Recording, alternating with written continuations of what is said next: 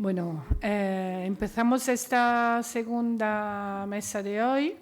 Estamos aquí la Adriana Gil, la doctora Adriana Gil de la Universidad de Oviedo Virgili y, perdona, estoy haciendo el contrario de la Universidad Autónoma de Barcelona y yo misma de la Universidad de Oviedo Virgili, que somos la IP del proyecto del que hoy presentamos los resultados. Vamos a dividir esta mesa en tres partes y en ese sentido, bueno, aquí tenéis todo un buen listado de personas, ¿vale?, que han participado en este proyecto. Algunas de ellas están aquí, otras llegarán un poco más tarde y otras no han podido venir porque están en este momento en otros lugares, pero como veis es un proyecto en que ha participado bastante personas y que también tenemos luego las colaboradoras internacionales. Bueno, ¿preferiu català o castellà? Com us va millor? ¿Qué? ¿Castellano? Vale, pues como veis hay un equipo muy amplio de personas y entre las personas que participan, que se han implicado últimamente en el proyecto, también está la persona que estaba anunciada en esta mesa, María, que tenía que explicarnos un poco los resultados preliminares del cuestionario, pero que está enferma, entonces esperemos que esté mucho mejor.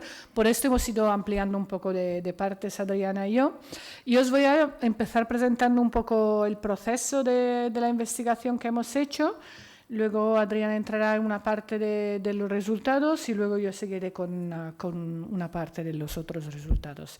Y esta tarde luego habrá las mesas paralelas en que trabajaremos sobre aprendizajes específicos del proyecto con muchas de las investigadoras del proyecto. Entonces, algunas cosas ya se han comentado, pero vamos a situar un poquito donde nos ponemos, ¿no? En primer lugar, la cuestión de normalmente los trabajos de investigación que hablan de metodología cuantitativa parten de hacemos un cuestionario y lo aplicamos. En cambio, para nosotros el cuestionario es el resultado, porque es el proceso, como siempre en la metodología feminista, lo que más importa, y porque queremos que las voces de las comunidades universitarias estén recogidas lo máximo posible. Las faltas siempre son nuestras y limitaciones son nuestras, en lo que será el análisis, bueno, el producto del cuestionario, perdonar. Y nos interesa mucho la visibilización de las violencias. Como ya ha comentado anteriormente Pam, el paradigma que nos movemos es el de las violencias de género, gender-related violence en inglés. Queremos remarcar la importancia de este abordaje porque todavía hoy muchos enfoques tienden a separar algunos tipos de violencias y a no reconocer pues de qué manera en realidad el problema no es en el género de los sujetos que cumplen las acciones, sino de la estructura generalizada que hace que determinadas prácticas o determinadas relaciones se acaben conformando como violencias de género, ¿vale? En ese sentido, otro de los enfoques a nivel teórico que queremos evidenciar es cómo desde nuestra perspectiva no se pueden entender hoy en día las violencias de género de una manera uniforme, sino que hemos de cuidar mucho cómo los diferentes sujetos las están viviendo. Pam, antes mencionabas como por ejemplo las personas trans o la persona LGTBI o bisexuales tienden a declarar o experienciar más frecuentemente violencias en las universidades. universidades. En cambio, muchas veces nuestros protocolos, así como los tenemos hasta el momento, vamos a ver cómo esperemos que el protocolo marco del que nos ha hablado Tania esta mañana ya recoja mucho mejor esta cuestión, ¿vale? Pero tendían mucho a homogeneizar los sujetos, ¿vale? Y entonces la idea en nuestro proyecto es cómo salir de esta homogeneización, ¿vale?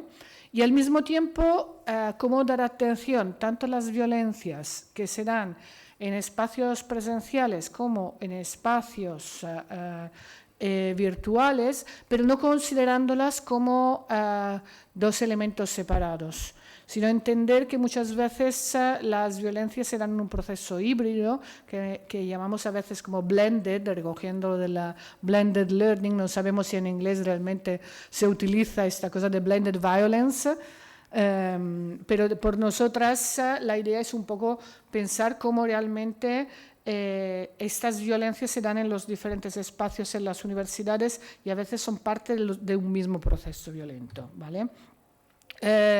Como ya se ha comentado, en estas instituciones muchas veces se tienden a negar estas existencias. Aquí os he traído solo un par de ejemplos, ¿no?, de cómo ya en 1988 se denunciaban violencias en las universidades. No es algo nuevo y esto es contexto español, ¿vale?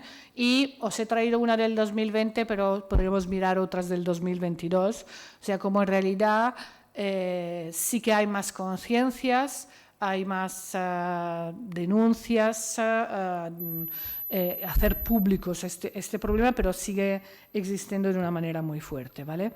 Entonces, uno de los intentos también con el proyecto es intentar, como dice también Edurne Jiménez, remover un poco, no dejar que las instituciones salgan del proceso de trabajo con violencias de género iguales a como han entrado. Tenemos que transformar estas instituciones, denunciar las relaciones de poder y las jerarquías que permiten que se desarrollen estas violencias de la manera en que se desarrollan, ¿vale? Y lo haremos partiendo de las enseñanzas, o lo hemos hecho a partir de las enseñanzas de la epistemología feministas, y reconociendo que, bueno, lo que hemos hecho es un pequeño ejercicio, una producción de conocimientos parciales, y que hemos intentado que partamos nosotras, pero también las personas con las que hemos trabajado, que son muchísimas, de sí mismas, pero sin quedarse en sí mismas y para intentar entender que vayan mucho más allá, ¿vale? Y para entender los procesos sociales y políticos. Entonces, bueno, aquí os he puesto una idea que podremos definir esta investigación como una investigación activista feminista. Y entonces, ¿por qué la definición de un instrumento de medida? En un contexto feminista muchas veces se considera como lo cuantitativo menos importante que lo cualitativo.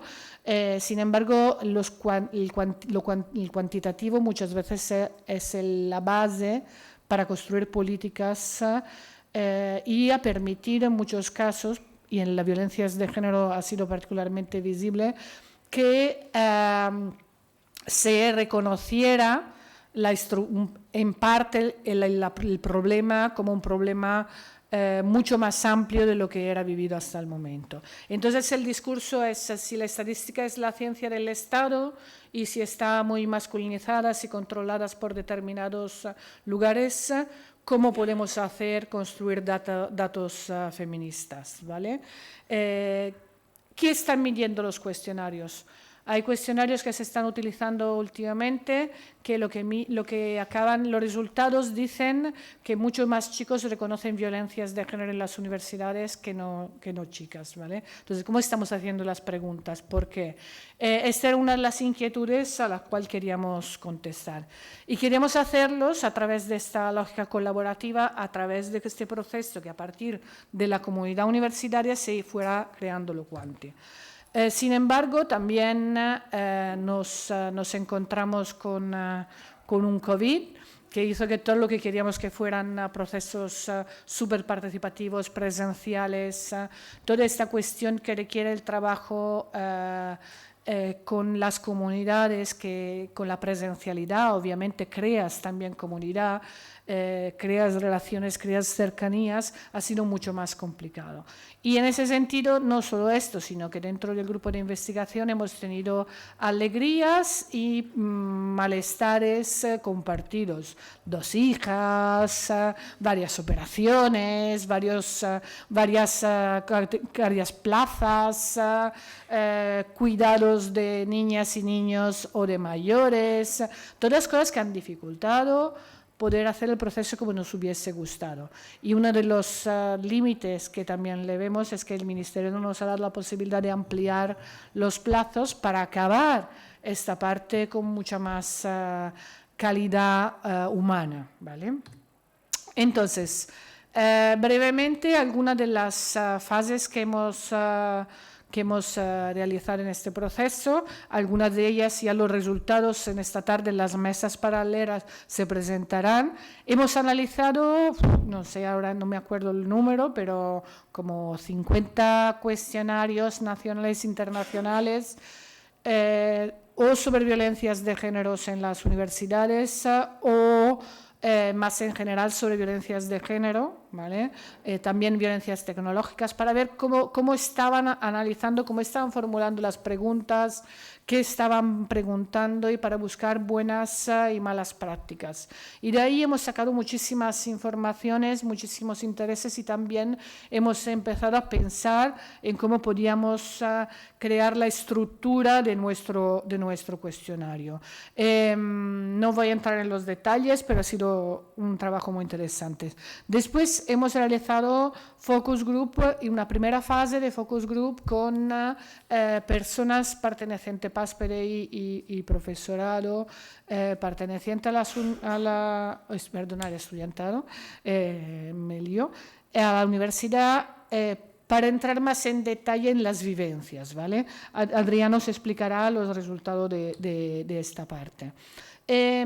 También, a partir de los primeros resultados de estas 2 primeras fases, en las jornadas que hemos hecho el año pasado, más o menos, ¿sí? Es que no podemos más de jornadas, lo siento, pues hemos aprovechado el hecho de encontrarnos para hacer dinámicas cooperativas, para volver a trabajar algunos de aquellos elementos sobre los cuales teníamos dudas de cómo implementarlos en los cuestionarios. Y en ese sentido también hemos usado la lógica, pues dinámicas presenciales y virtuales, y ha sido muy interesante, por ejemplo, que mucha gente en Latinoamérica también participó de manera online y también nos dio algunos inputs como, claro, con una mirada culturalmente diferente que te hace reflexionar sobre cuestiones que tenías previas. Entonces, aquí hay el gran vacío, la pérdida de la segunda ronda, porque a partir de ahí queríamos diseñar una primera versión del cuestionario y hacer una segunda ronda de grupos de discusión, pero como hemos dicho, por la cuestión del tiempo no ha sido posible. Aunque porque nos había dicho que sí que nos lo permitían, y entonces prácticamente hemos tardado 6 meses más de lo que pensábamos a enterarnos que no nos iban a dar esta ampliación. Entonces, con todos estos datos hemos ido construyendo esta primera versión de cuestionarios que os presentaré después, y también lo hemos hecho entre muchas manos, aunque ahora estamos Adriana y yo aquí presentando, como hemos enseñado antes, a un equipo gigante con unos saberes brutales, con edades diferentes, con proveniencias diferentes, disciplinas diferentes, y yo creo que esto ha sido una de las fortalezas. Pero también una de las dificultades para la construcción del cuestionario, de cómo Haces unas cosas con unas personas, luego le pasa a otras personas que no han estado en la reunión previa y entonces igual hacen un cambio que ya se había decidido no hacer, etcétera, y vuelve a la circularidad y nos volvemos un poco locas, y luego hay unas como yo que son muy maniáticas y que insistimos, ¡ay no, pero y entonces volver a hacerlo otra vez. Bueno, quiero agradecer aquí públicamente la paciencia de todas, sobre todo aquellas que han estado en esta última fase como dándolo todo, ¿vale? Y revisando y volviendo a revisar, y la paciencia de estar en este proceso. Estamos ahora terminando lo que es la evaluación de expertas. De nuevo, entre las expertas hemos buscado personas de los diferentes sectores de la comunidad universitaria. Lo único que nos sigue fallando es que nosotras queríamos introducir claramente las voces y las perspectivas del personal subcontratado en la universidad, y no ha sido posible. Con la COVID hemos hecho algún intento, hemos contactado a algunas, pero no hemos podido hacer estos grupos de maneras virtuales con personal subcontratado. Y también no hemos creído como muy lógico pasarle esta evaluación de expertas, que son como 300 preguntas que nos quieren matar las personas expertas, porque obviamente era como una cosa, nos parecía como aprovecharnos un poco, ¿vale? Pero es una cosa que tenemos pendiente, que tenemos que hacer. Y también estamos a punto de empezar la prueba piloto en 3 o 4 universidades. La lanzaremos muy pronto, esperemos que nos ayudéis a difundirla y a contestar, y a partir del análisis de estas 2 fases ya mejoraremos el cuestionario. Finalmente, mencionar simplemente como última cuestión, antes de pasar la palabra a Adriana, que todo esto lo hemos hecho con una grande atención a lo que es la difracción, y tenemos también que agradecer a todas aquellas personas, no solo que han participado en los grupos de discusión, sino que han estado en las reuniones de debates, en las presentaciones previas, que nos han dado unos inputs brutales, o en los cursos que nos han pedido. Hemos aprendido muchísimo también de estas prácticas informales, y también en los pasillos, y de todas aquellas personas también que nos han contactado por situaciones de violencias y con dudas y cuestiones.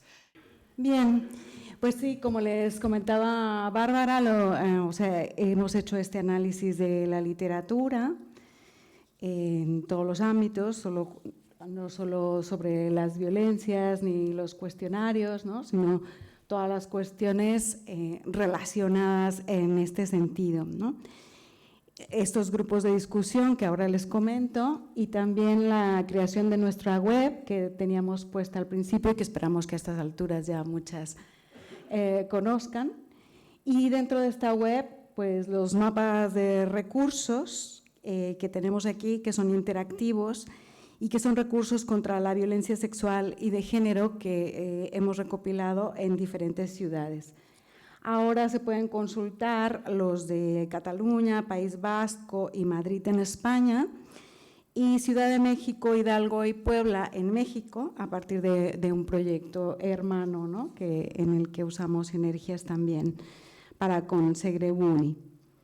Entonces, pues para los grupos de discusión, evidentemente usamos nuestras redes para ponernos en contacto con todas las personas que querían participar en el proyecto, y estos contactos nos permitieron crear 2 grupos online mixtos de la comunidad universitaria, con PAS, personal de administración y servicios, con PDI, personal docente investigador, y con estudiantado, con 16 participantes en total. Y después 9 grupos de discusión también online específicos, con personas cuya experiencia de la violencia pues apenas ha sido explorada, ¿no? Para estos grupos específicos, nuestras gatekeepers, entidades, grupos y personas que han colaborado en la gestión y en la organización o facilitación de los contactos son el Centro Joan Rivière en Psicología y Género, que contactó con supervivientes de la violencia sexual y de género en la universidad, FIL Feministas, FEMmemoria, FEMhistoria, colaboraron en la búsqueda de personas transgénero y no binarias, la Asociación de Mujeres Investigadoras y Tecnólogas en Cataluña, que facilitó los contactos con personas de la comunidad universitaria que cursaban carreras masculinizadas, TOC20 Barcelona y Salud Mental, que facilitaron contactos con personas que sufren trastornos psiquiátricos o psicológicos con o sin diagnóstico, Conexus, que contactó con supervivientes y con expertas en violencia sexual y de género de las unidades de igualdad de las universidades, y Laura San Miquel, que nos ayudó a contactar con personas con capacidades físicas diversas. Entonces, pues sí, aunque nuestro objetivo era contar con al menos 10 participantes para cada grupo, esta condición online y el contexto COVID que comentábamos antes nos permitieron contar finalmente con los participantes que mostramos aquí en cada fila. Nuestro guión base para los grupos de discusión giraba en torno a estas cuestiones que les comentaré ahora, y luego en cada grupo específico pues fuimos abordando aquellas cuestiones específicas de cada uno de los grupos y, por supuesto, con espacio y tiempo para todas aquellas que emergieron y que las participantes quisieron abordar, ¿no? Nosotros empezamos a indagar sobre qué ocurre con las relaciones de género en las universidades, si son un espacio igualitario, acogedor, respetuoso de las diferencias o no. Les preguntamos si conocían casos de violencias de género en las universidades o si creían que se producían estas violencias y entre qué perfiles, profesorado, alumnado, personal administrativo, subcontratado, qué pasaba. ¿Cómo entendían o definían la violencia de género y sexual en la universidad? ¿No? Porque estas definiciones son importantes. Y cómo y dónde se manifiestan estas violencias. Y aquí tratamos el tema de las violencias machistas digitales. En algunos grupos surgió más, en otros no. También hablamos sobre las posibilidades de sufrir o resistir estas violencias en función de los diferentes ejes de opresión, las diferentes características de las personas implicadas, ¿no? Preguntando por la interseccionalidad. Y por último, preguntamos también si pensaban que había similitudes o diferencias en las violencias que se dan en las universidades respecto a otros espacios sociales, ¿no?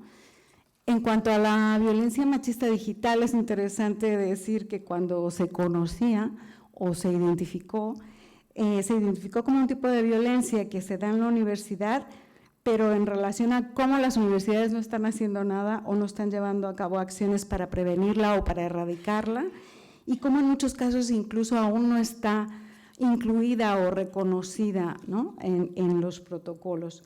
Y bueno, pues esta era una cuestión candente. Después, el sentir, nosotros lo hemos agrupado, claro, en estas categorías, pero unas cuestiones importantes que emergieron fueron la necesidad de superar una lógica punitiva, ¿no? O sea, si solo es el protocolo y solo llevamos hacia la denuncia, pues la idea es como castigar, y esto no está afrontando el problema estructural. Después, la otra cuestión es el deber de las universidades de crear un clima adverso, ¿no? Esta cultura que hemos estado hablando desde la mañana, adversa a las violencias de género. Después, una cuestión como específica de las universidades es cómo se produce y se transmite el conocimiento en ellas, ¿no? Y cómo dentro de los equipos que son jerárquicos en sí mismos, y los funcionamientos y las maneras de vida cotidiana son relaciones de poder que entonces llevan en sí mismas, ¿no? En la semilla como de estas violencias de género. Después, la idea también importante de incluir estas violencias machistas digitales y en general todas las violencias sexuales y de género, entendidas como algo que pasa entre los miembros de la comunidad universitaria, independientemente de si pasan en el campus o si pasan en otros espacios, pero que el nexo o la relación es la comunidad universitaria, ¿no? Y que esto debe incluirse o tenerse en cuenta. Y luego, por supuesto, pues pasamos a cuáles son estos espacios donde ocurren las violencias, cuáles son los tipos de violencias que se identificaron, qué efectos a corto plazo y largo plazo pueden tener estas violencias, o al menos los que se reconocen, y quiénes son las personas agresoras o las personas agredidas, ¿no? Cómo pasan estas cuestiones. Dentro de los espacios, ya veremos que bueno, hay diferentes cosas, diferentes grupos hicieron emerger cuestiones distintas, pero por ejemplo, bueno, estamos en los baños son un espacio reconocido y donde, por ejemplo, las personas trans dicen que es uno de los principales donde se sienten incómodas y donde en muchas ocasiones han sido echadas, ¿no? Y que lo relacionan justamente con la construcción binaria de la universidad, ¿no? Como puede, incluso habiendo leyes autonómicas que reconocen el derecho y el respeto de las personas trans en todos los ámbitos, pues esto a la práctica sigue pasando, ¿no? Con respecto a las aulas, ¿no? Lo que decían, por ejemplo, muchas estudiantes es cómo, aunque se supone que es un espacio de formación, en realidad están siendo espacios donde se ayuda a reproducir este sistema sexogénero, ¿no? Este binarismo, y cómo amparándose en la ciencia, pues justamente hay toda una serie de discursos de poder pues completamente anti todo, ¿no? Y aunque pareciera que puede ser un espacio también de pensamiento progresista o de resistencia, en muchas ocasiones las estudiantes se sienten sin herramientas y sin capacidad o sin argumentos para poderle rebatir a las y los docentes, ¿no? Pues lo que están diciendo, ¿no? Porque ellos sí que se amparan o ellas sí que se amparan en argumentos de poder o de saber científico, ¿no? Después también tenemos en estas mismas aulas como lo que sale es la desautorización intelectual de las mujeres, aunque reconocen que igual es algo más sutil, ¿no? Como violencias de género, en cuanto a que se tienen mucho más en cuenta las intervenciones de los chicos, incluso en carreras feminizadas, y que las mujeres, la sensación es que son menos capaces que los hombres, ¿no? Y en determinados espacios, sobre todo de prácticas o de carreras masculinizadas, cómo se encomiendan tareas diferentes por sexos, ¿no? Aún ahora, ¿no? Después tenemos el despacho, ¿no? Como ese espacio súper cargado o simbolizado de relaciones de poder, donde las estudiantes se sienten incómodas y, como decía también, en las aulas desprovistas de herramientas, y cómo en estos despachos suelen ser aquellos espacios donde se da cita personal a las alumnas para negociar notas, para tratar de determinadas cuestiones que les competen, pero que entonces no, están fuera de su red completamente, ¿no? Y como también en estos despachos, en cuanto a compañeros de trabajo, se da constantemente una infantilización de las mujeres por parte de colegas, de superiores, y también una desvalorización de lo que sería su trabajo, cómo tienen que estar constantemente demostrando lo que pueden hacer y que lo pueden hacer. Después también tenemos estos espacios de congresos, donde la sensación también es no estar a la misma altura o no tener la misma disponibilidad y el mismo tiempo para poder dedicarse a la carrera académica, y cómo por ello se es penalizada, ¿no? Constantemente en la vida cotidiana, en los despachos, en los departamentos, en los pasillos. Después tenemos también los pasillos donde parecieran espacios neutros, o donde, pues, qué va a pasar en el pasillo si es un espacio de tránsito, pero donde justamente se suelen ocupar para estos preguntas personales o comentarios o cumplidos, ¿no? Que se llaman o piropos indeseados, ¿no? No pedidos, que se suele utilizar como ese espacio de, mira, ahora que te tengo cerca, ¿no?, te digo estas cuestiones. Después tenemos también lo que hemos llamado espacios administrativos, donde aquí también las personas trans se refieren a todas las trabas administrativas, legales, etcétera, que aunque en muchas universidades se puede hacer el cambio por el nombre sentido, no hay una centralización de esto. Entonces tienen que hablar constantemente con mucha gente, ¿no?, con muchas personas funcionarias para poder repetir constantemente pues, que se han cambiado de nombre, que necesitan tal trámite, que necesitan tal cosa, etcétera, ¿no? Y como esto es una lucha pues, de cada día.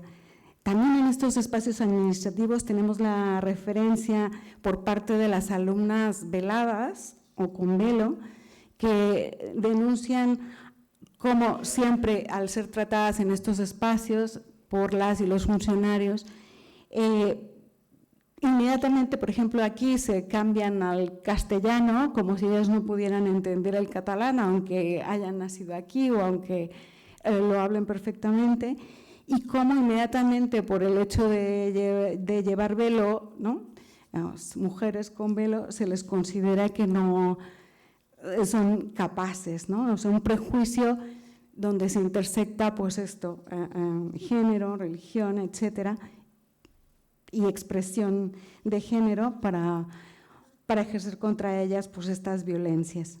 Igualmente, en estos espacios administrativos, las personas racializadas también comentan que cuando esta racialización intersecta también con clase social, ¿no?, y con género, pues inmediatamente en estos espacios administrativos son tratadas de tontas, ¿no?, de incapaces, y que esta lucha también es constante. Entonces, por eso también dejan de hacer muchas cosas, de solicitar, por ejemplo, becas, ayudas, etcétera, porque tienen que estar constantemente demostrando estas cuestiones, ¿no?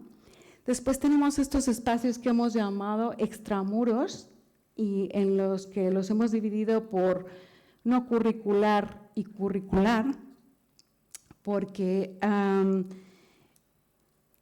creemos que es importante esta diferencia. Por ejemplo, al grupo de expertas comentaba cómo les llegaban toda una serie de casos de violencias sexuales que pasaban en las fiestas universitarias y que después se trasladaban a otros espacios, o compañeros y compañeras de clase, ¿no?, que después también habitaban otros espacios, pero que la relación era justamente por la universidad, o como los compañeros, ¿no?, que son pareja, ¿no?, de la universidad y que van a otros espacios, pues ocurren estas violencias, pues ninguna de estas se asumía desde los protocolos de las universidades o no se reconocían como algo en lo que se puede hacer algo o se puede acompañar, ¿no?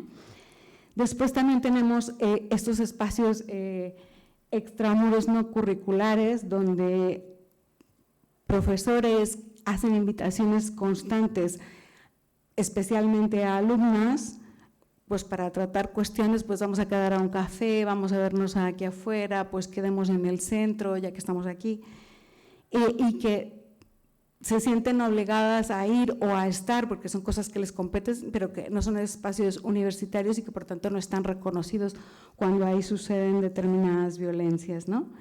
Después tenemos también, dentro de este extramuros no curricular, estos espacios que las mujeres en carreras masculinizadas o las personas vividas como mujeres en carreras masculinizadas nos relatan en tanto que after work, ¿no?, a esto que pasa después del trabajo, pero que forma parte del trabajo, y donde tenemos que quedar para tomarnos las cervezas, donde tenemos que ir a jugar fútbol o donde tenemos que ir a hacer la camaradería típicamente masculina, porque son actividades masculinas. Es decir, no quedan para tejer o para cuidar a los críos, entonces ellas sienten que su carrera académica y todas sus oportunidades de ascender o de florecer se ven condicionadas por la no participación o no la participación de la misma manera en estos espacios after work.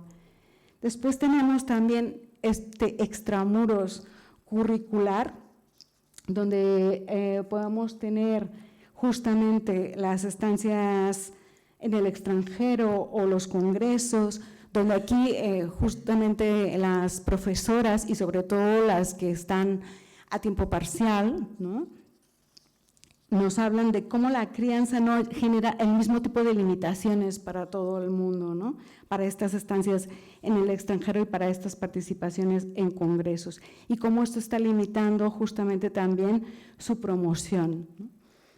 Después tenemos también los centros de prácticas, por ejemplo, hospitales, consultas, empresas, organismos estatales, donde alumnas se refieren a que han sufrido tocamientos, comentarios inadecuados mientras prestaban servicio durante las prácticas, y cómo eso no se reconoce ni por el centro de prácticas ni por la universidad como algo de lo que se tienen que hacer cargo, ¿no? O, por ejemplo, en el caso de la relación que es solamente entre tutor y estudiante de prácticas, y que nos dicen, bueno, pues estamos supeditadas a que el tutor nos ponga la nota, no podemos de alguna manera dejar de pasar tantas horas a solas o supeditadas a este tutor. Y aquí se generan toda una serie de preguntas íntimas o de insistencia en relaciones más afectivas o más amistosas que son indeseadas, ¿no? O, por ejemplo, las estudiantes con velo también se refieren a cómo para poder realizar sus prácticas, incluso sus mismas tutoras les han recomendado quitarse el velo, porque si van con velo no consiguen plazas de prácticas, ¿no? O no consiguen inmediatamente el mismo tipo de oportunidad o el mismo tipo de oferta. Con respecto a las personas que hacen trabajo de campo, y por ejemplo hablamos de trabajos de campo de todo tipo, y uno de ellos que es particular pues son las arqueológicas, las excavaciones, donde son espacios en los que se convive durante mucho tiempo, ¿no? Y donde se crea todo un ecosistema de vida cotidiana que tengo que convivir con los y las compañeras durante mucho tiempo, y donde no hay ninguna reglamentación en la que se pueda, por ejemplo, poner límite, ¿no?, a este tipo de violencias sexuales y de género. Depende de quién esté a cargo, depende de si está sensibilizada o sensibilizado y de si quiere llevarlo a cabo o no, ¿no? Después tenemos los espacios virtuales, según los cuales también hay toda una serie de cuestiones que no se tienen en cuenta. Son todos estos espacios, aparte de los Moodles o los campus virtuales, pues los WhatsApp del grupo, los mails, ¿no?, que no están bajo ningún control y bajo ninguna regulación, donde justamente también se generan estas violencias sexuales y de género, pero que además tampoco se pueden presentar o se pueden reconocer en determinados espacios como legítimas. ¿Querías ir acabando? Bueno, es que no tenemos muchísimo tiempo. Sí. Bueno, pues eso, quedan un montón de cosas por comentarles sobre los efectos que tenemos aquí a corto y largo plazo que han sido reconocidos, donde sobre todo hay culpabilidad, ¿no?, y temor. A largo plazo, tener vergüenza, no querer la compasión de los otros y no querer esta discriminación. Como en los esquemas de personas agresoras agredidas tenemos pues esto entre iguales, de arriba abajo o de abajo arriba, y que se repite este esquema también de la sociedad de hombre, mujer o persona trans, ¿no?, como elemento de la relación asimétrica o simétrica, pero asimétrica en términos de poder, y la de directores de tesis, doctorandas, supervisores subcontratadas, profesores, alumnas, ¿no?, como donde estamos viendo justamente como lo que prima pues es esta relación de poder. Y en cuanto a la definición y los tipos de violencia que se reconocen, tenemos aquellas, o sea, cómo se entiende el espacio universitario en sí mismo como un espacio totalmente jerárquico, totalmente caciquil, que provoca ya en su propio ambiente esto, aquellas violencias que llamamos sutiles, ¿no? Y que de alguna manera son poco reconocidas o tanto por los protocolos como por las propias personas que lo sufren, y de alguna manera todo este conjunto de violencias que denuncian particularmente a las personas trans o el colectivo LGTBIQ. Bueno, estas, las violencias digitales, psicológica, ¿no? Epistémica, etcétera, que tiene que ver pues con la especificidad de la universidad en cuanto a la infravaloración de los saberes, ¿no? que se pueden dar en ellas. Bueno, ya podemos luego comentar afuera en pasillos más cuestiones sobre esto, simplemente decirles que a partir de estos focus group también las personas nos dieron toda una serie de propuestas de mejora en la docencia con respecto a lo que sería la formación en sí de toda la comunidad universitaria y particularmente de las personas docentes, y mejoras en la docencia con respecto a las políticas, ¿no? A la transversalización de la perspectiva de género, pero también a la revisión de planes docentes, a las medidas de discriminación positiva con mirada interseccional, ¿no? Es decir, sí, tenemos que tener estos lugares aquí y a que haya personas y figuras de acompañamiento en casos de violencia que forman parte de personas que están trabajando en ello, están especializadas en ello, que saben de la cuestión, por ejemplo, ¿no? También tenemos propuestas de mejora en los protocolos, esto que decíamos de no únicamente que sean punitivos, y una mejora en la difusión, y propuestas en las mejoras de las garantías en las universidades, a diferentes colectivos a nivel de derechos, pero también a nivel de atención, es decir, a nivel también de acompañamiento, de restitución, ¿no? De trabajo, de redes, de establecimiento de redes, tanto dentro de la comunidad universitaria como con los movimientos feministas o activistas que también participan de la comunidad universitaria y que no son reconocidos como entidades interlocutoras al respecto, ¿no?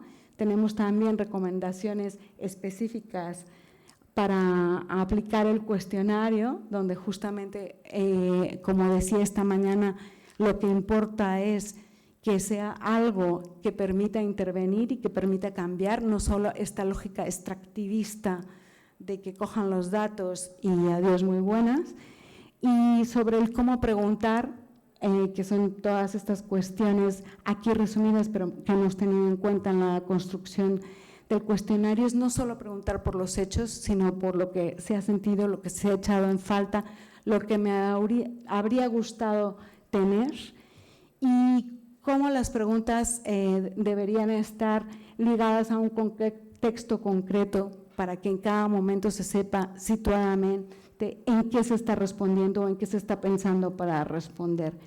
Y finalmente una cuestión muy importante que es que también se pregunte por las experiencias de solidaridad, de igualdad, ¿no? De defensa, así como se ha preguntado sobre las cuestiones de violencia que se han presenciado o que se han vivido, que también se pregunte y se dé cuenta de estas experiencias de defensa, ¿no? de estos derechos o de ayuda directamente contra estas violencias. Y finalmente también tenemos toda una serie de cuestiones respecto a las resistencias, ¿no?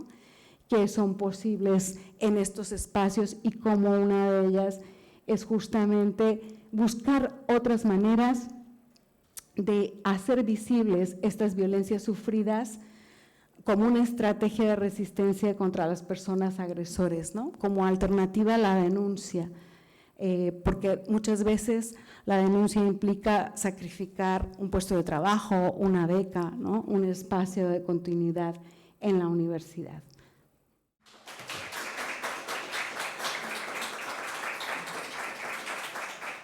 Muchas gracias, Adriana. Es muy difícil recoger tanto trabajo en poco tiempo. Yo os voy a presentar un poquito ahora cómo hemos plasmado esto, los aprendizajes de los focus groups y también de las otras, del análisis de los cuestionarios, el análisis de la literatura y de todo este trabajo interconectado colectivamente en lo que son el o los cuestionarios. Y empezamos por el o los, porque empezamos con la idea de hacer un cuestionario y acabamos teniendo dos con la idea de acabar de haciendo un tercero, ¿vale? ¿Cuál es el focus que normalmente hay en los cuestionarios y cuál es la idea o el focus que le hemos intentado dar nosotras? Bueno, son muchas veces los cuestionarios quieren ver como qué piensas sobre las violencias de género, pero como muy en general, o preguntan, utilizan muchísimo terminología normativas o nosologías médicas o clasificaciones de violencias muy clásicas. Nosotras hemos pensado en la importancia de hacer un cuestionario que permitiese, por una parte, mirar hasta qué punto las personas, las comunidades universitarias reconocen la existencia de violencias de género y sexuales en las universidades, un cuestionario que hemos llamado como el cuestionario central o general, ¿vale? Sin embargo, queríamos esta tensión que ya hemos comentado esta mañana por la vertiente también interseccional, ¿vale? Para cómo detectar la interseccionalidad, nos llevaba a pensar que en esta detección sí que se pueden hacer análisis para ver si hay diferencia en cómo las personas diferentemente situadas perciben la universidad, han tenido algún evento particular de violencia, pero a veces no te permiten ir muy en profundidad. Y hemos pensado por ello que no es suficiente preguntar por de alguna manera las violencias como si fueran elementos separados, sino tenemos que indagar sobre experiencias de violencias en su complejidad, ¿vale? Muchas veces la violencia no es solo que te toquen en una parte donde no quieras que te toquen. Esto depende de cómo puede ser violencia o no puede ser violencia. Los actos de por sí, si tú le dices a una amiga, oye, que me parece tener un nódulo y te toca un pecho para sentir si tienes un nódulo, no es una violencia, ¿vale? Pero si tú vas por ahí y alguien te pone la mano en las tetas, es una violencia. Entonces vemos como el mismo acto es violento o no por una serie de características que significan este acto, ¿vale? Y entonces en el cuestionario general era muy difícil poder determinar todos estos elementos. En parte hemos intentado introducirlo, pero la idea era como ver más en profundidad en cuáles son todos aquellos elementos que configuran que exactamente esta experiencia haya sido vivida y sufrida como violencia. Y por ello hemos creado el cuestionario que hemos llamado, entre comillas, entre nosotras, porque aún no le tenemos un título oficial, se aceptan propuestas, experiencias encarnadas de las sobrevivientes, en que cuando la gente acabe la primera parte del cuestionario, digamos, pueda decir, bueno, ¿has vivido alguna experiencia a partir de todo lo que has visto? ¿Has vivido algunas experiencias que ahora consideras que podemos considerar como violencia? ¿Quieres darnos más detalles sobre esta experiencia? Y entonces entramos en un cuestionario que es mucho más centrado en analizar cómo se ha dado esta violencia. Sin embargo, no hacemos como en algunos cuestionarios, por ejemplo, que hemos analizado norteamericanos, que iban mucho a cuestiones como actos muy específicos, te han puesto el bolígrafo en algún lugar, o cosas que no es la cuestión de detectar de una manera casi voyerística qué experiencias de violencia se ha vivido, sino de detectar cómo también la presión, el contexto, las dinámicas de poder, la duración, la temporalización han hecho que esta se haya configurado como experiencia de violencia, ¿vale? Y luego tenemos una tercera idea de cuestionario que aún no hemos acabado porque la verdad hemos debatido un montón sobre cada uno de los aspectos de este cuestionario para intentar hacerlos lo mejor posible, pero que queríamos hacer también para trabajar con las experiencias de las personas que han sido testigos de experiencias de violencias y también con la idea que, bueno, el ser testigo y actuar o no actuar también puede significar también ser parte agresoras, ¿vale? Y entonces ver un poquito cómo la gente reconoce por qué ha actuado o no ha actuado delante de situaciones de violencia, si lo ha hecho por miedo, si lo ha hecho por otras cuestiones. Pero esto lo tenemos todavía en la retrocámara, ¿vale? Entonces, una de las cuestiones importantes, como nos ha explicado también Adrián, es la cuestión del lenguaje, ¿no? Y por esto, tanto el lenguaje con el que identificamos o nombramos como el lenguaje con el que preguntamos. Hemos intentado evitar utilizar definiciones predefinidas, tipo, ¿has experienciado violencia simbólica? ¿Qué es la violencia simbólica? ¿Te han acosado? ¿Qué es el acoso? ¿Vale? O sea, una cosa es, y hemos intentado usar un lenguaje mucho más coloquial, en el tipo, ¿has tenido experiencia en que te han seguido por la calle, te han mandado email de manera insistente sin que tú te encontraras cómodas al respecto, por ejemplo, ¿vale? Utilizando preguntas que fueran mucho más cercanas a las vivencias de las personas y no categorizando cosas, porque además a veces nos es difícil reconocer la violencia, entonces si nos preguntan, ¿te ha pasado esto?, es mucho más fácil que lo puedas reconocer sin automáticamente ponerle la etiqueta de violencia, ¿vale? Además, ya sabemos que nos sentimos culpables muchas veces y entonces si delante de la palabra violencia igual decimos que no, pero si no está, igual, sí, esto me ha pasado, esto también, ¿vale? Y también justamente por la cuestión de pensar cómo producimos el conocimiento, escuchar las voces de las personas marginalizadas y vulnerabilizadas de cómo se prefieren identificar y etiquetar. Por ejemplo, dentro de la comunidad de personas con diversidades psicológicas, algunas personas se autodeclaran neurodivergentes, otras no. Entonces tuvimos todo el debate, pero si ponemos neurodivergente hay gente que no lo entiende, ya, pero hay gente que se siente cómoda con ello. Entonces, ¿por qué no poner varias definiciones y que cada uno ponga la con que se siente cómoda? Y si alguien no lo entiende, pues no pondrá para definirse, ¿no? Entonces, todo esto lo hemos ido definiendo en dos grandes bloques que hemos definido: el bloque que nos sirve para entender la interseccionalidad y el bloque que nos sirve para entender las violencias, las tipologías de violencias, ¿vale? Muchos de las preguntas que hacemos en estos bloques claramente no son interseccionales de por sí.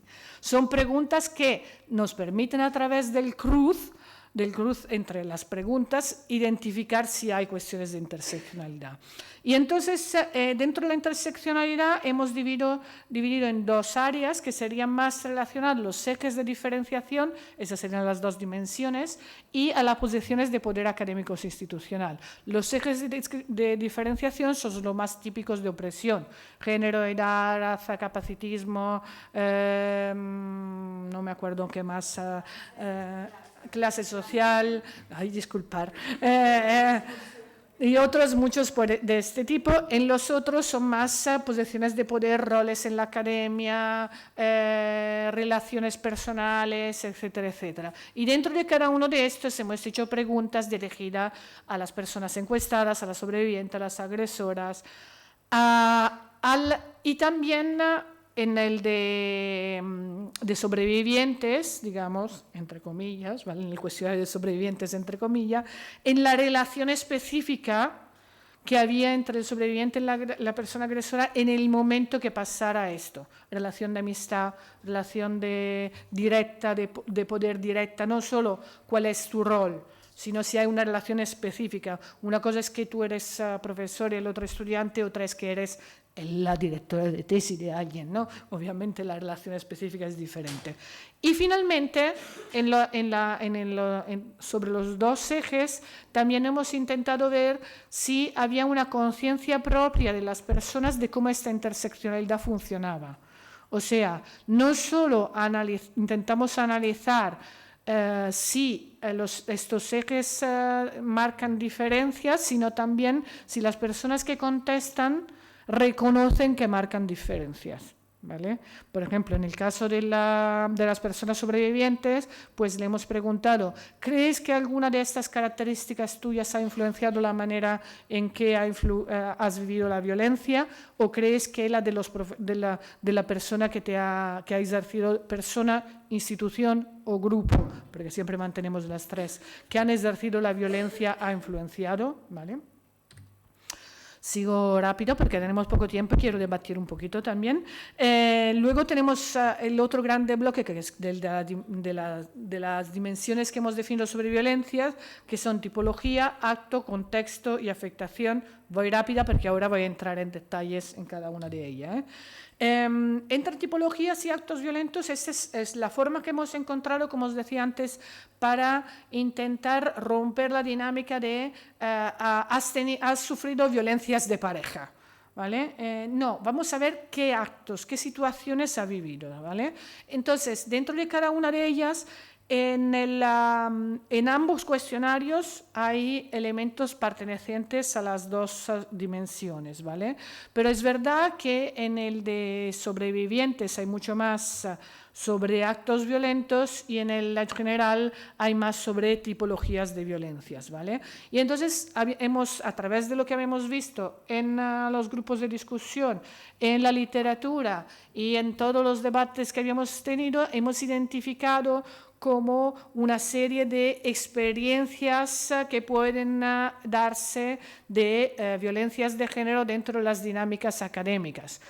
Por ejemplo, pues si por ejemplo han habido experiencias de apropiación de las publicaciones académicas relacionadas con el género. O sea, no solo aquellas violencias más extremas o más reconocidas como violencias de tipo sexual o físico, sino anche todas las que tienen que ver con un sistema violento respecto a las relaciones de género. Bueno, hay muchísimas, no podemos entrar en todas ellas, ¿vale? Pero como veis, hay las simbólicas verbales, la que se dan en las dinámicas académicas también en las clases, por ejemplo, ya has hablado también de las violencias epistémicas, y ahí todo el debate, cómo podemos preguntar sobre las violencias epistémicas sin decir si hay violencia epistémica y que el estudiantado se reconozca, y no solo el de ciencias sociales, sino también el que está en otros contextos, etcétera, etcétera. Las que tienen que ver con la libertad sexual, con las expresiones o con las dinámicas de libertad sexuales, las violencias específicamente institucionales y las afectivo-sexuales, ¿vale? Muchas de ellas en realidad se cruzan, no es que están tan divididas, pero claro, hemos intentado enmarcarla para no dejarnos ningún espacio sin explorar. Pero sobre todo creemos que lo que marca bastante la diferencia con otros cuestionarios es esta atención que hemos dado también a la contextualización y la valoración de las violencias y a la atención a la afectación que ésta tiene. ¿Por qué? Porque, como decíamos antes, no es lo mismo que alguien te esté mirando con una mirada sexualizante y tú estés en un contexto de fiesta y es un juego entre dos personas, ¿vale? O si esto te pasa en determinados otros contextos y te da miedo y hace que no salgas más de casa, que no vayas a determinados lugares. Y esto es lo que marca las violencias de género. Y también lo que marca la diferencia entre mismos actos respecto a lo que es la violencia. Y por esto nos hemos focalizado en identificar lo que es la intensidad, hasta qué punto esta violencia ha sido intensa, y en ese sentido hay todo lo que es también cuánto tiempo ha durado, cuántas veces se ha repetido, cuántas personas han repetido esta tipología de violencias, por ejemplo, qué consecuencias tanto psicofísicas, personales como de tipo laboral, académico has tenido a corto y a largo plazo, que pueden ser de consecuencias como ya no puedo ir a clase, a consecuencias del tipo, bueno, tener una depresión o lo que sea. ¿Qué reacción han tenido las sobrevivientes? ¿Vale? Justamente para reconocer también su agencia, qué has hecho, qué has querido hacer y por qué has decidido hacer esto o hecho otra cosa. ¿Qué respuestas ha tenido del entorno? ¿El entorno ha sido otra vez un agresor o ha sido un entorno que te ha ayudado? Y reconocer también la agencia de todos aquellos grupos y colectivos, como decía antes Adriana, que pueden haber. Y también si ha habido una evolución en este proceso de violencia, ¿vale? Y hasta qué punto, ¿vale? Y entonces, en la otra parte, es más una cuestión de también entender hasta qué punto no solo valoras tú la violencia, sino el contexto. A mí no me gusta mucho la expresión cultura de la violación, pero sí la cultura organizacional en relación a las violencias. Prefiero más esta porque considero que es un oxímoron la cultura de la violación. Pensar en violación no es cultura, sino, es otro tipo de dinámica, pero igualmente el contexto cultural y organizacional, como acepta las violencias, la rechaza, hasta qué punto, cuál es tu sensación, te sientes cómodas o no cómodas en clase, en los pasillos, etcétera, etcétera, y intentar ver todos esos espacios presenciales y virtuales, como estaba comentando Adriana. Y acabo aquí para dejaros un poquito de espacio para comentario, preguntas, reflexiones. Disculpad la prisa. Aquí hay mucha gente también que ha participado en ello, gente que ha estado en otro contexto haciendo otras cosas, por lo tanto, todas aportaciones son más que bienvenidas. Nada, yo sí que cuando veo así el cuestionario, no la estructura, etcétera, me parece importante como explicar un poco también todos esos procesos y debates en los que el cuestionario, por ejemplo, no se va a pasar más en formato digital, en cuando se ha hablado de si el papel sí o el papel no. Por comentar un poco también eso, ¿no? Sobre todo vosotras, no yo, pero es más pregunta como para que lo invitar a comentarlo un poco, ¿no? Para que se vea también cómo esa estructura tan compleja de cuestionario luego va a tomar formas concretas, ¿no? Porque a mí al principio me pasaba, vale, yo estoy en el proyecto, para que no nos conozcamos, y al principio me pasaba, ¿no? Yo decía, ¿cómo? ¿No? Ahora estás hablando de 3 cuestionarios, hablamos de muchísimas variables, ¿no? Un poco cómo todo eso se concreta y se materializa. Por si os apetecía comentarlo un poco o no. También podéis ignorar si queréis. Está bueno. Era teniendo en cuenta los distintos colectivos, que ya se ha dicho y se ha hecho referencia a ello, pero que creo que es necesario porque es el primer cuestionario, o al menos de los que hemos trabajado, que ha intentado recoger las voces de los distintos colectivos y no siempre los que estamos muy representados. Eso creo que hay que seguir insistiendo para que quede constante.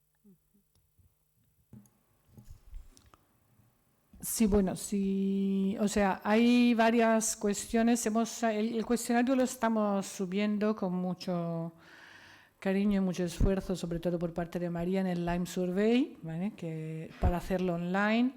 El hecho de hacer el cuestionario online nos es particularmente útil justamente por todas estas discriminantes. O sea, hay preguntas por las que hemos, por ejemplo, formulado 4 preguntas diferentes dependiendo de cuál ha sido tu respuesta a la pregunta anterior, ¿vale? Porque dependiendo de esto te vamos a preguntar una cosa o te vamos a preguntar otra.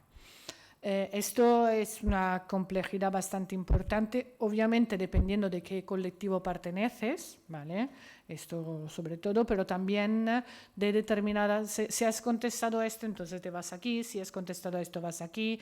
Por ejemplo, si igual para el personal de administración y servicio no nos parecía relevante incluir toda la parte sobre las dinámicas de aula, porque era como, ¿cómo le vamos a hacer 8.000 preguntas sobre dinámicas de aula cuando sí que puede haber algún personal de administración y servicio que va a las aulas, pero son la minoría, ¿no? Entonces dijimos, bueno, le quitamos este bloque, por ejemplo. Pero aquí era más fácil porque era un bloque entero. Pero hay algunas cosas como, claro, contemplar que alguien puede ser estudiante y trabajadora al mismo tiempo y tener diferentes roles, ¿vale? Contemplar que igual tú estás contestando en un momento, pero luego cuando nos hablas de la violencia específica, lo estás haciendo de una violencia que te ha pasado hace 5 años cuando tenías un otro rol, y entonces tenemos que preguntar si tenías el mismo rol o no, y si no, volverte a hacer algunas preguntas. Claro, todo esto con un cuestionario en papel hubiese sido imposible de seguir, porque claro, la gente no puede saltar de uno a otro y entonces la virtualidad nos ayuda en ese sentido, pero somos conscientes que esto tiene 2 grandes limitaciones grandísimas. Una es que queríamos hacerlo que fuera válido también para el personal subcontratado, y la idea es también pilotarlo con personal subcontratado, pero somos conscientes que es algo complicado, ¿vale? Y la otra limitación es que aún no hemos podido hacerlo como mínimo, y no sé cómo se tendría que hacer, con cuestiones de lectura fácil.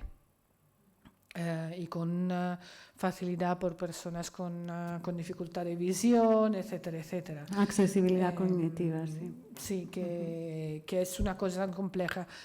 Aquí es la tensión, ¿no? Entre estamos complejizando un montón, pero al mismo tiempo y intentando incluir es feísima, respetar, reconocer las experiencias y las vivencias de los colectivos más vulnerabilizados, pero justamente para aumentar esta complejidad corremos el riesgo que en algunos casos estamos no permitiendo, y esto es algo que tenemos que seguir reflexionando y ver luego cómo se podrían también readaptar los cuestionarios.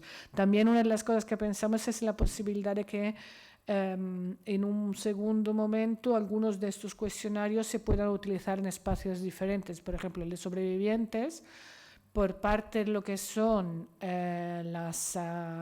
los servicios de atención de las universidades, puede ser una herramienta muy útil, incluso sin haber contestado al general. Aquí esta cosa que decimos faltan datos, y faltan datos sensibles, es una manera de recogerlo que puede ser anónima y que puede permitir ir más en profundidad en esas experiencias de violencias. El de testigos agresores también se podría aplicar, por ejemplo, en las mismas clases, para luego hacer una reflexión sobre la responsabilidad colectiva y lo que se está viendo y todo esto, con mucho cuidado, obviamente, de quien está haciendo este tipo de trabajo tenga una buena formación, como decía Tania anteriormente, que es necesaria en violencias de género, porque si no puede ser más desastre. No sé si quieres comentar algo más. Yo tengo una pregunta, no sé si me perdí, pero en algún momento dijeron que el cuestionario estaba en la página web. ¿Está o no? ¿O todavía Que no? estará, Vale, que lo dejaremos a disposición. Vale, sí. vale. Sí. Y la otra cosa es, bueno, dos pequeñas preguntas.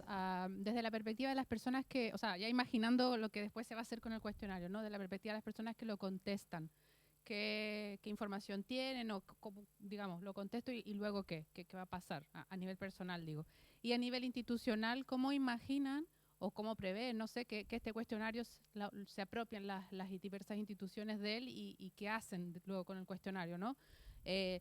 ¿Es voluntario contestarlo? ¿Va a ser obligatorio? ¿Es muy largo? Entonces, bueno, no sé, ¿qué problemas pueden haber ahí y cuál, digamos, la finalidad última de aplicar ese cuestionario y cómo imaginan que, digamos, que entidades dentro de la universidad o de la institución, ¿no es cierto?, se hagan cargo de esta información y con qué miras, ¿no es cierto?, van a...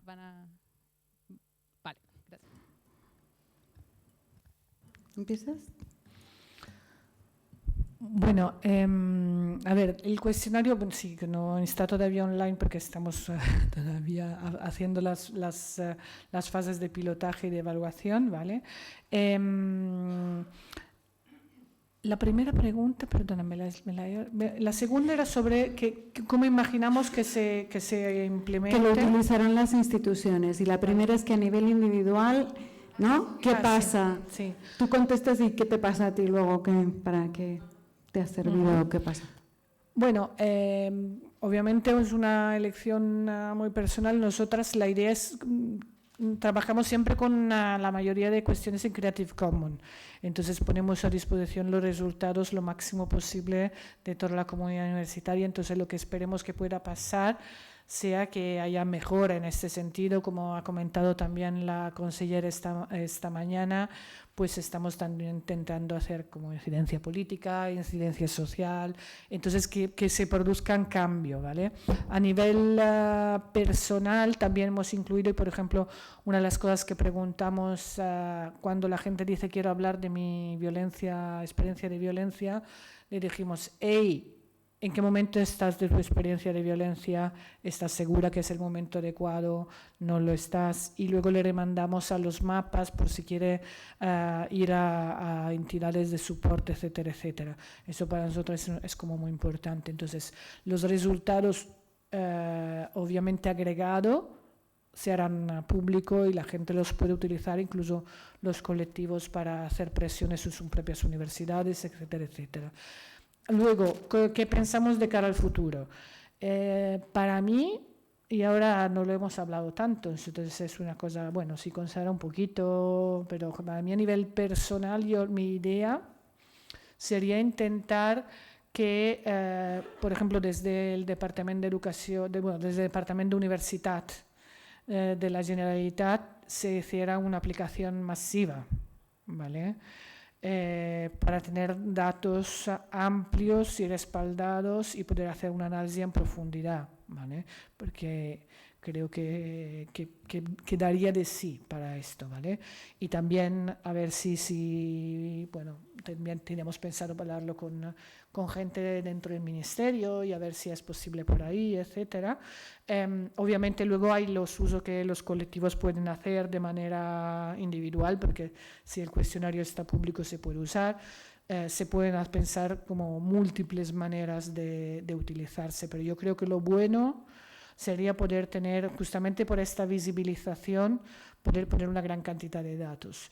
Y es verdad que para tener esta gran cantidad de datos, lo mejor es que se haga desde órganos amplios, ¿vale? Y no simplemente desde las propias universidades. Porque además no se trata, a veces la universidad tiene mucha resistencia a decir, no quiero que se vea qué ha pasado en la mía, ¿vale? Y entonces si se hace amplio, se verá que han pasado de manera muy parecida en muchas universidades. Y entonces esto... Y luego también está la cuestión, o sea, siguiendo con este tema de a nivel personal, claro, un poco la idea es visibilizarlo a nivel público, pero también que esto sea una visibilización colectiva también, ¿no? A nivel personal pasa que igual esto, ir contestando si es el momento, me ayuda también a ir identificando, ir poniendo nombre, porque estas palabras y estas preguntas, y estas también han sido sacadas de la experiencia de la comunidad universitaria, ¿no? Entonces se trata justamente de que la propia aplicación o el propio uso que llega hasta donde tú quieras, que efectivamente es voluntario, que puedes dejar en el momento que te parezca, también te ayuda a hablarlo con otras y otros, a debatirlo, a preguntártelo, a reflexionar, ¿no? Que este era un poco el objetivo. Y esto de los datos masivos a nivel de las instituciones, etcétera, un poco el objetivo es para poder abordar un problema, lo primero es ponerle la dimensión, ¿no?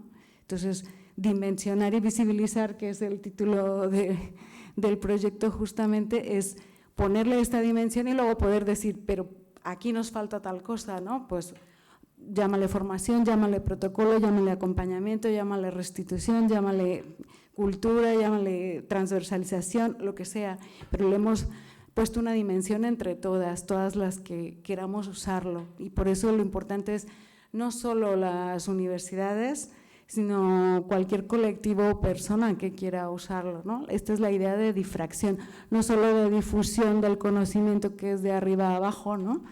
Como universidad Eje del Saber te difundimos nuestro saber, sino la idea es que el saber es compartido y coproducido y entonces lo usamos todas, ¿no?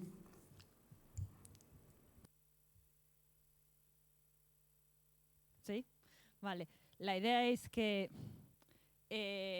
respecto a lo que ha pasado, ¿no?, en muchos otros espacios, de la cual sí que tenemos datos, en el espacio universitario estos datos no se han recogido. Es decir, tenemos unas por lo menos en el caso español, muy diferentes del caso inglés y estadounidense, pero tenemos muy pocas investigaciones hay muy pocas investigaciones en general. Entonces sabemos que es algo que pasa y tenemos la percepción que algo pasa y lo sabemos, pero nunca lo hemos cuantificado. Y además no tenemos un estudio sistémico que nos permita cuantificar y cualificar también el tipo de violencia. En este momento tenemos unas respuestas políticas a priori respecto a una idea que tenemos sin tener exactamente una imagen de lo que está pasando. Entonces, si tenemos que pensar a las posibles...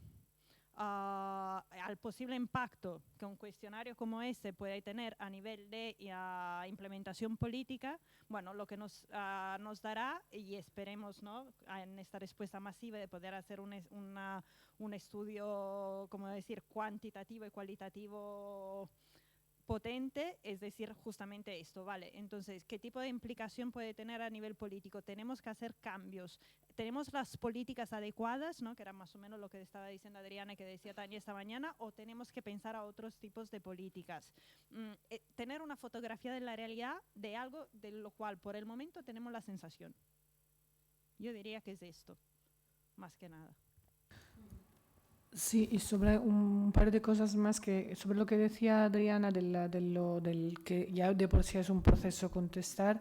En el cuestionario general hemos en ese sentido puesto unas preguntas justamente para ver esto, que son 2 preguntas que hacemos al principio y al final sobre la percepción de la violencia de género, que son las mismas, y que queremos ver si al final han cambiado de idea, ¿vale? Y esa es una manera porque creemos que también, o sea, cuando estamos hablando de visibilizar, creemos que el cuestionario en sí mismo puede ser una herramienta para ayudarte a visibilizar. Y de cuestionarios, ahora hay uno que han hecho en un proyecto europeo que se llama UNICEF, que acaban de publicar ahora también, que tienen muchas partes que se parecen, sobre todo algunas sobre cómo preguntar, etcétera, que se parecen a tipos de preguntas que también hemos incluido en el cuestionario, pero tiene un enfoque ligeramente diferente, ¿vale? Solo para decir que yo creo que es importante reconocer también la existencia de múltiples trabajos, no somos las únicas que estamos trabajando en esto, hay gente que lo está haciendo desde otra perspectiva. Y también para nosotros es interesante quizás resaltar, aquí tenéis algunos, ¿vale?, que con la red que hemos ido creando en estos años ha sido muy útil para crear un montón de otros mini proyectos, etcétera, de diferentes tipos. La exposición que tenéis ahí, que está ahí fuera, por ejemplo, es de otro proyecto de Photovoice que hicimos con las estudiantes para la sensibilización. O sea, el marco también nos ha permitido disfrutar de diferente manera, ¿vale? Y esperamos seguir haciéndolos y encontrar siempre más aliadas.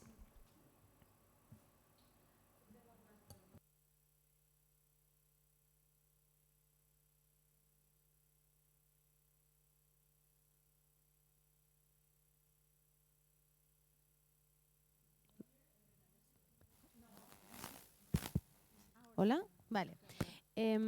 Quería preguntar, en el cuestionario, ¿qué variables se recogen a nivel de, o sea, se recoge género, edad o lugar de procedencia o de residencia para que cuando se haga el volcaje se pueda, bueno, estudiar los datos? ¿Cuáles son las que se recogen? Esta es una pregunta. Otra es, ¿para cuándo está previsto que se puedan implementar por primera vez? Y tenía otra que esta sabía que se me iba a olvidar. Bueno, si me vais contestando, igual ahora me viene.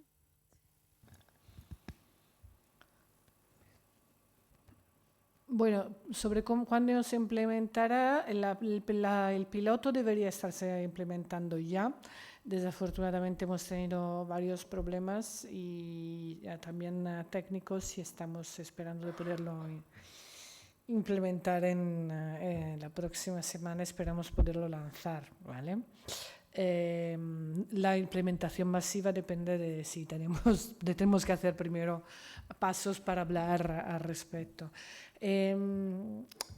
respecto a cuáles preguntas, hacemos un montón y hemos intentado estas preguntas que decíamos identificativas que no sean las clásicas, ¿no? Género recogemos, pero por ejemplo, otra de las cosas que hacemos es intentar no poner siempre los géneros o las respuestas normativas como primeras, ¿vale? Si no, dejamos que se pongan otras respuestas.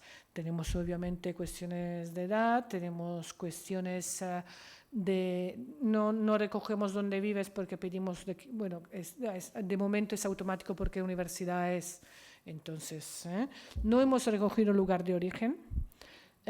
Porque creemos que, bueno, donde has nacido no nos da muchas informaciones. Hemos intentado hacer algunas preguntas que nos permiten identificar si la persona se autopercibe como que tiene una experiencia como racializada, por ejemplo, y qué tipo de derechos tiene. Clase social también hemos hecho 2 tipos de preguntas que tienen que ver, una con la autopercepción de la clase social y otra que dependiendo de la relación, o sea, si es profesorado o si es estudiantado, en el estudiantado sí que qué percepción tiene de cómo es su bienestar socioeconómico y cultural respecto a los de sus compañeras y compañeros, y al profesorado si considera que hay, ahora las digo mal, no son así las preguntas, si hay una movilidad social respecto a su familia de origen, ¿vale? Luego hay cuestiones, bueno, varias cuestiones sobre hay cuestiones sobre las diferencias, las diferentes habilidades y la percepción de las mismas, si hay algunas, si consideras que hay algunas condición o habilidad, no me acuerdo exactamente cómo lo hemos formulado, mejor de cómo lo digo ahora, que te influencia en tu vida diaria, ¿vale? Y en tu vida académica. Luego tenemos, a ver, todas las preguntas de tipo... Sí, en las mesas, en las conversaciones paralelas, sí, ahí se comentarán con más detalle para que... Vale, sí, también estaba pensando en si se divide por campus, por tipo de estudios, por el año. También. Porque es muy diferente la realidad, ¿no? De un También, campus y de sí. otro. Sí, efectivamente, de cada disciplina, por ejemplo, sí. Sí, hay un montón de preguntas de este tipo.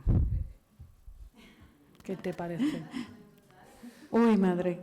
No lo hemos calculado, aunque porque el problema de calcularlo, pero el problema de calcularlo quizás es también ver todas las que son condicionales. O sea que entonces, no es el mismo itinerario, o sea, no son todas para una misma persona, digamos, son como itinerarios diferentes.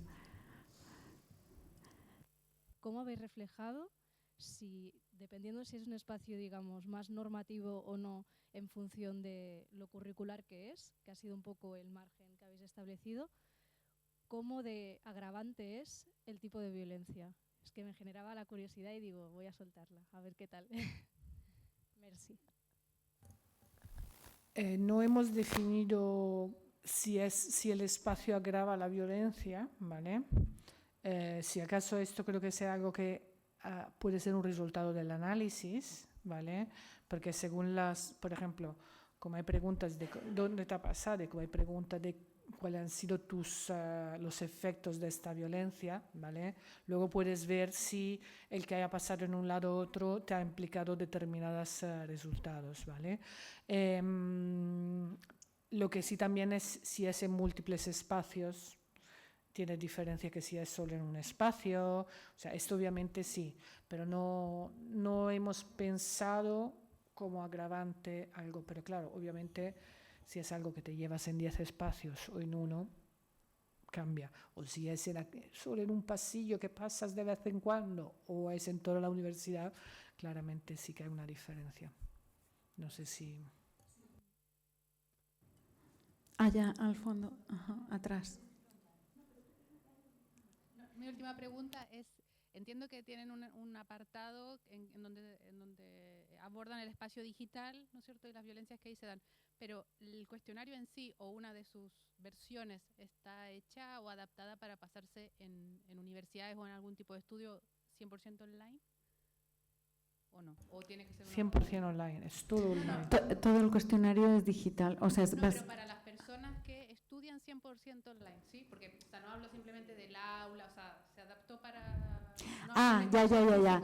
Que si se pregunta, no hay pasillos y no hay despachos y tal, sino que tus estudios son online. Claro, la UOC, no sé, ¿se podría pasar este cuestionario? Sí, totalmente adaptado.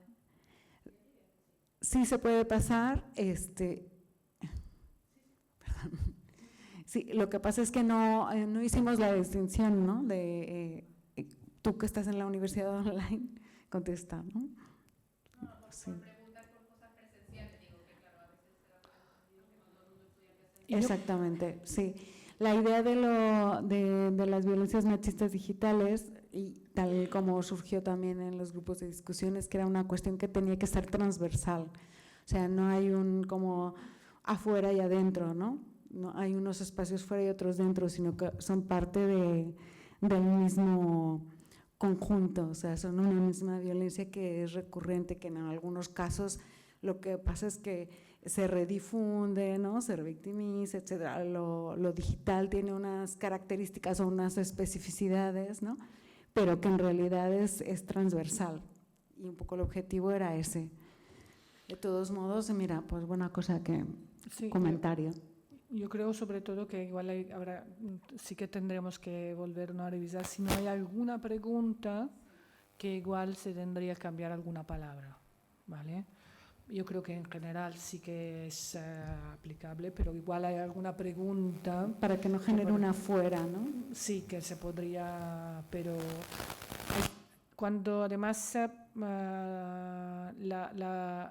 justamente analizamos los dos ámbitos, tanto por las presenciales como por las virtuales, porque si estás en una virtual igualmente a veces puede ser que tengas reunión, pero sí que es verdad que, por ejemplo, cuando decimos despachos, no hemos especificado o reuniones online en privado con el profesorado, por ejemplo. Esto igual se podría mirar alguna cosa en específico, que si es experta del tema, encantada que nos ayudes en esto. Fantástico, sí, fantástico. Muchas gracias. Bueno, de entrada, enhorabuena, me parece brillante lo que habéis explicado aquí, es súper interesante. Mi pregunta o mi preocupación iba un poco en la previa, es decir, cuando comentaba Paloma, ¿no?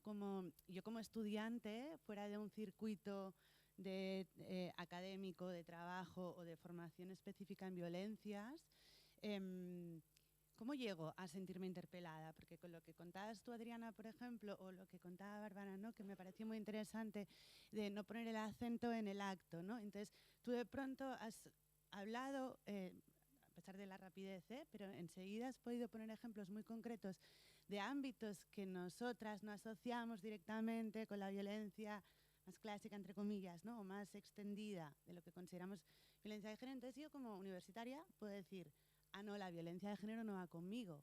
Pero en realidad dentro del cuestionario yo tengo un montón de cosas en las que sí que me están interpelando, ¿no? Esta previa, es decir, este ejercicio de difusión… de cómo hacer que entre algo, ¿no? ¿Cómo se hace para que la gente entre y para que la recogida de datos, de alguna manera, una vez la gente haya contestado, no solo hayan contestado a las personas que hayan sufrido una violencia mucho más específica o más lo que entendemos comúnmente como violencia de género, ¿me explico?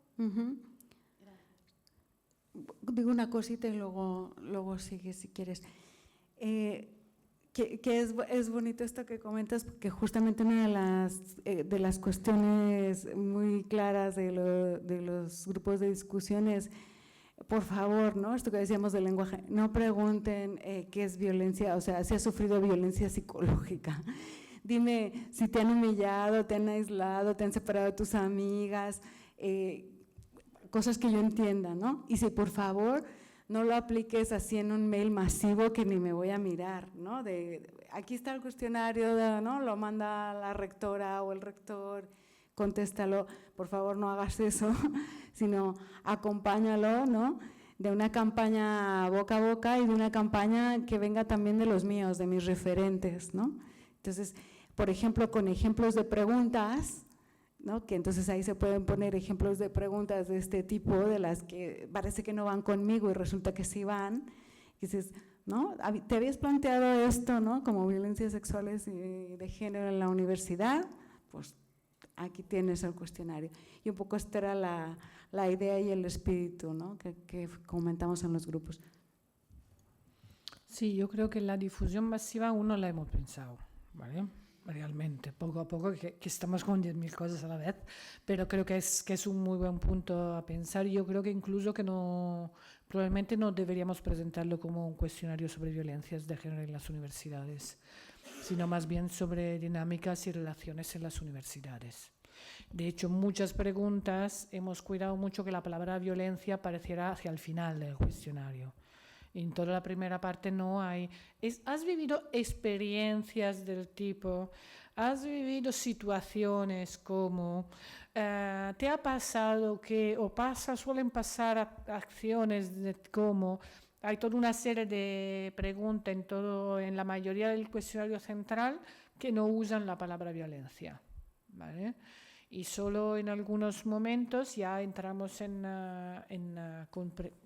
utilizando más la terminología, ¿vale? Eso es porque no se retraigan. E igual sí que es una buena idea que la difusión no se haga exactamente diciendo vamos a trabajar sobre violencia, sino vamos a trabajar sobre relaciones y ver si más gente está interpelada. Y luego, como decía Adriana, quizás, o sea, si bien yo he hablado pues de hablar con el departamento de universidad, al mismo tiempo deberíamos hacer un trabajo igual con grupos colectivos estudiantiles, grupos de paz, sindicatos, etcétera, para intentar que se vea como una necesidad de varios grupos y no solo de unos, ¿no? Obviamente pensando en la restitución también de los datos, por ejemplo, diferenciado por paz, si quieren en los de paz, por el profesorado, por estudiantado, a según a qué colectivo, ¿no? ¿Cuánto tiempo nos queda? Yo creo que estamos prácticamente fuera de tiempo, entonces si hay alguna entonces si queda alguna cosa más, las invitamos a esta tarde a seguir con las conversaciones paralelas de 3 a 4 y media. Nos vemos en diferentes aulas. Aquí en la mesa les comentamos, aquí fuera les comentamos en dónde está cada una, pero también lo tenemos en la web. Igual lo leemos o lo enseñamos un segundo. Enséñalo, en jornadas finales. Abajo. Porque yo, por ejemplo, no me he apuntado en qué iré. Aquí. A ver, las personas que quieren trabajar sobre políticas universitarias estarán al seminario Martín Baró de Psicología. La reflexión metodológica epistemológica, donde estarán estas preguntas que nos comentaban al aula 109 de la Facultad de Filosofía y Letra. Aquí arriba. Pero este B7... Déjalo en aula 109, pero vale. Si preguntan a alguna persona del PAS de la universidad, reconocerá el código anterior. Vale. Pero a la aula 109. Prevención y sensibilización a la 110 y International Learning, que será en inglés. Así la pobre Pam could finally participate fully, estará en la aula 111, ¿vale? Todas de filosofías y letras, menos la del seminario Martín y Baró. Y luego nos vemos aquí a las 4:30 para las conclusiones de estas conversaciones paralelas y para la clausura. Así que las esperamos. Muchas gracias. Muchas gracias.